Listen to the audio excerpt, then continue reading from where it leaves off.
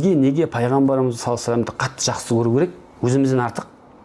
Өйткені сен өзіңді жақсы көру деген нәрсе не деп айттым? Еріксіз. Жоқ, еріксіз ғой бір. Не үшін өзіңді жақсы көресің? Айттық қой, жақсы көру не ол? Жамандық қаламайсың. Демек, адам кімге бірінші жамандық қаламайды? Өзіне. Сол үшін қияметте біз кімнен қашамыз? Әке-шешеміз, балаша қашамыз ба? Міндетті түрде. Досым бәрінен қашамыз. Өзім дейміз. Нәпсіме ғана тиіспе дейміз. Қашамыз, міндетті түрде қашамыз.